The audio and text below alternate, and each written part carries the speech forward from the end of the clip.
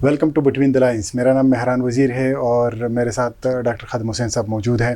Doctor صاحب, اس پہ recently بہت بات ہو رہی ہے اور اس میں بہت زیادہ ڈیولپمنٹ. ہم نے یونیورسٹیز کے کیمپسز جو ہیں اس پہ بات کرنی ہے آج.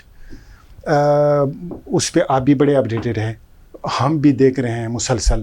ایون ہم جب کہیں جاتے ہیں تو وہاں پہ اسٹوڈنٹس روتے ہیں باقاعدہ اور دیکھ رہے ہیں کہ ہم کیا خواب لے کے آتے ہیں یونیورسٹیز, اور یہاں پہ یونیورسٹیز تو کیسے کنٹونمنٹ اور تھانے کی شکل اختیار کر گئے ہیں.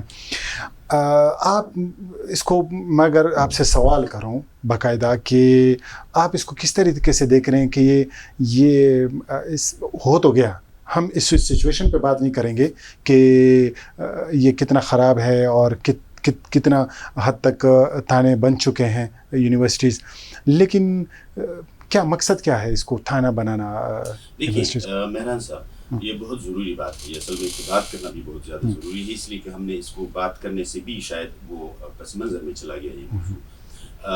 پوری دنیا میں اعلیٰ تعلیم کے ادارے وہ 3-4 کام ضرور کرتے ہیں. اگر وہ 3-4 کام کرتے ہیں تو پورا سماج اس کا بوجھ بھی اٹھاتا ہے, اس کو فنڈ بھی کرتا ہے.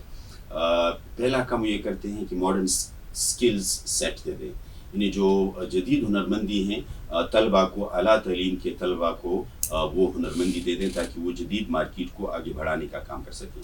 دوسرا کام وہ یہ کرتے ہیں کہ وہ سماج میں جتنے بھی خیالات ہیں یا افکار ہیں ان افکار کی تخلیق میں مدد کریں, یعنی نیا علم بنائیں.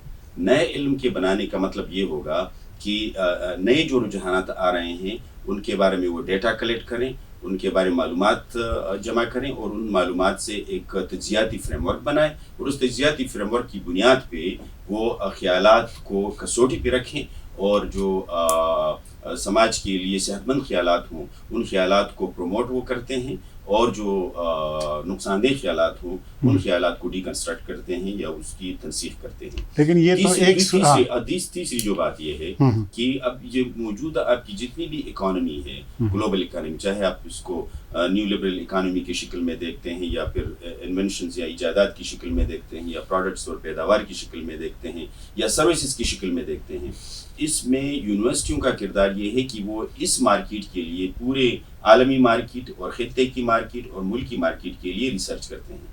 وہ ریسرچ بالکل ٹیکنیکل بنیادوں پہ ہوتی ہیں, وہ پریگمیٹک ہوتی ہے. وہ پریگمیٹک کا مطلب یہ ہے کہ وہ عملی, جس کو کہتے ہیں نا پریکٹیکل ریسرچ, جو عملی ریسرچ مارکیٹ اورینٹڈ ہو, مارکیٹ اورینٹڈ ریسرچ ہوتی ہے. یہ 3 کام وہ ضرور کرتے ہیں, یعنی اسکل سیٹ کو پروان چڑھاتے ہیں, نئے علم کا ایجاد کرتے ہیں اور مارکیٹ کی ریسرچ کرتے ہیں اور اس پورے پروڈکٹیویٹی کے عمل کو آگے بڑھاتے ہیں. اب اس کے لیے ضروری کیا ہے کہ کیمپسوں کے اندر پوری دنیا میں مکالمے کا ایک کلچر ہوتا ہے, بحث و مباحثے ایک کلچر ہوتا ہے. جب بحث و مباحثے کا کلچر آپ ختم کر دیتے ہیں, چاہے وہ آپ تھانوں کی شکل میں کریں, چاہے وہ آپ دروازوں کی شکل میں کریں, چاہے وہ آپ پابندیوں کی شکل میں کریں, چاہے وہ آپ اوقات کی پابندی کی شکل میں کریں, یونیفارم کی پابندی کی شکل میں کریں, وہ مکالمے کا عمل جب رک جاتا ہے, جب مباحثے کا عمل رک جاتا ہے تو یہ 3 چیزیں رک جاتی ہیں. تو اس کا فائدہ ڈپلیشن ہوگا, اس کا جو نتیجہ ہوگا, فائدہ نہیں, نتیجہ جو ہوگا وہ ڈپلیشن ہوگا, جس کو تشوالی اردو پشتو میں کہیں گے, یعنی وہ ایک خلا پیدا ہو جائے گی. پھر آپ دیکھ لیں کہ جب یہ چاہے وہ فزیکل یونیفارم کی شکل میں ہو, کیمروں کی شکل میں ہو, تھانے کی شکل میں ہو, وہ جو چوکیاں ہیں چوکیوں کی شکل میں ہو, اس شکل میں تنقیدی شعور کو یا سوچنے کے عمل کو روک دیا جاتا ہے. جب سوچنے کے عمل کو روک دیا جاتا ہے تو پھر کیا ہوتا ہے, پھر وہی ہوتا ہے. مجھے ڈاکٹر صاحب جب بہت زیادہ پریشانی ہے, جسے میں کہتا ہوں کہ یہ بہت زیادہ گہرا بھی ہوتا ہے, ایک چیز ہے مورل پولیسنگ, دوسرا سرویلنس جس کے آپ نے ذکر کیا, تیسری چیز جو ہوتی ہے وہ یہ جو صنفی سپریشن جو ہے کہ لڑکا لڑکی کے ساتھ نہ بیٹھے, لڑکا لڑکی کے ساتھ اکٹھا کوئی پروجیکٹ نہ کرے, جو یونیورسٹی کے پروجیکٹس ہوتے ہیں, کوئی اسائنمنٹ نہ کرے, کوئی پریزنٹیشنز نہ کرے, ہو سکتا ہے. تو یہ اس کے لیے جو ہے وہ کریٹیکل تھنکنگ اور یہ جتنا آپ نے پورا پروسیس بتایا وہ پورا پروسیس یہ روکتا ہے. بالکل یہ تنقیدی شعور مکمل طور پہ اس کا گلا گھونٹ دیا جاتا ہے. جب تنقیدی شعور کا کریٹیکل تھنکنگ کا گلا گھونٹ دیا جاتا ہے تو پھر اس کے نتیجے میں کیا جنم لیتا ہے؟ اس کے نتیجے میں بانجھ پن جنم لیتا ہے, اسٹیریٹی جنم لیتی ہے. اس کے نتیجے میں کنٹرولڈ مخلوق جنم لیتی ہے. کنٹرول مخلوق جو نئے خیالات کو نہ تسلیم کرنے کی اہلیت رکھتے ہوں اور نہ نئے خیالات بنانے کی صلاحیت رکھتے ہوں. اس کے نتیجے میں کیا ہوتا ہے کہ لوگوں میں چونکہ یہ جو انسانی احساسات ہیں وہ دبا دیے جاتے ہیں, جب وہ نکل پڑتے ہیں تو وہ انتہا پسندی کی طرف جاتے ہیں. تو انتہا پسندی جنم لیتی ہے. جیسے اپنے یہ جنسی علیحدگی کی بات کی, جو جینڈر سیگریگیشن کی بات آپ نے کی, جیسے آپ نے اسٹوڈنٹس یونین پہ پابندی کی آپ بات ضرور کریں.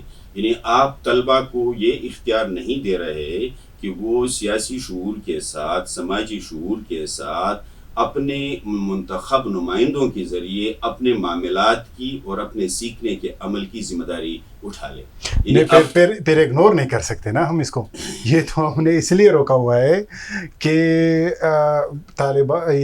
طلباء کو ہم اس لیے یونین نہیں بنانے دیتے, اس کی اجازت نہیں دیتے تاکہ وہ کریٹیکل تھنکنگ نہ ہو. مہراج صاحب پھر آپ کو یہ فیس کرنا پڑے گا, یعنی جو آپ جسمانی کنٹرول لا رہے ہیں طلباء پہ کیمپسوں کے اندر, جو آپ فکری کنٹرول لانے کی کوشش کر رہے ہیں طلباء پہ کیمپسوں کے اندر, اور آپ نفسیاتی کنٹرول لانے کی کوشش کر رہے ہیں طلباء پر کیمپسوں کے اندر, تو آپ اس کا نتیجہ قبول کریں گے. نتیجہ کیا ہوگا؟ نتیجہ انتہا پسندی ہوگی, نتیجہ بانجھ پن ہوگا, نتیجہ اسکل سے آری, ہنر سے آری لوگ ہوں گے, جنریشن ہوگی, نسل ہوگی. یہ تو اور فائدہ ہے ہمیں, یہ پورا سسٹم کنٹرول کرنے میں بڑا اچھا لگے گا, کیونکہ یہ تو چاہتے یہ ہے کہ ایسے اسٹوڈنٹس, ایسے لیڈرشپ آئے جس کو کوآپٹ کرنے میں آسانی ہو, جس کو کنٹرول کرنے میں آسانی. یہ کنٹرول جو ہے نا سب سے فیوریٹ ہے یہاں پہ. تو یہ فطری طور پہ آپ چاہتے ہیں کہ ایک غیر فطری عمل, فطری طور پہ یہ فطرت کے خلاف عمل ہوگا. ہاں فطرت کے خلاف ہے, لیکن تو جب غیر فطری عمل ہوگا تو جتنا آپ کنٹرول کرتے جائیں گے اتنا آپ کی تخلیقیت ختم ہوتی جائے گی, پیداواری صلاحیت ختم ہوتی جائے گی, آپ کی اکانومی گرتی جائے گی. اتنے وسائل کے باوجود جو قدرت نے آپ کو دیے ہیں, آپ ایک ماچس کی تیلی نہیں بنا سکتے. اس کا جواب آپ کے پاس پھر نہیں ہوگا کہ آپ ماچس کی تیلی کیوں نہیں بنا سکتے, اس کو پھر درآمد کیوں کرنا پڑتا ہے, اور پھر آپ کے پاس جو ٹریڈ کا خسارہ ہے, جو تجارتی خسارہ ہے, وہ خسارہ کیوں بڑھتا ہے, آپ کے ریزروز کیوں کم ہو گئے, اور آپ کے اندر, آپ کے سماج کے اندر اتنے زیادہ انتہا پسندانہ خیالات کیوں ہیں, پھر آپ کا خمیازہ آپ کو بھگتنا ہے. بس یہ میں یہی بتانا چاہ رہا تھا بیسیکلی آپ سے کے ساتھ جو میں نے اپوزیشن ابھی اختیار کی, کہ یہاں پہ یہ جو کنٹرول ہے نا, یہ اسی پاکستان کو ہر مسئلے کی جڑ ہے.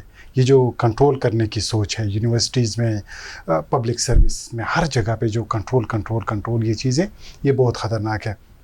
میرے خیال میں یہ جو یونیورسٹی کیمپسز کے مسئلے ہیں, اس پہ ایک بار تفصیل سے 1-2 پروگرام اور کریں گے. اب دیکھیں مجھے ایک بات بتائیں, بالکل چھوٹی سی بات.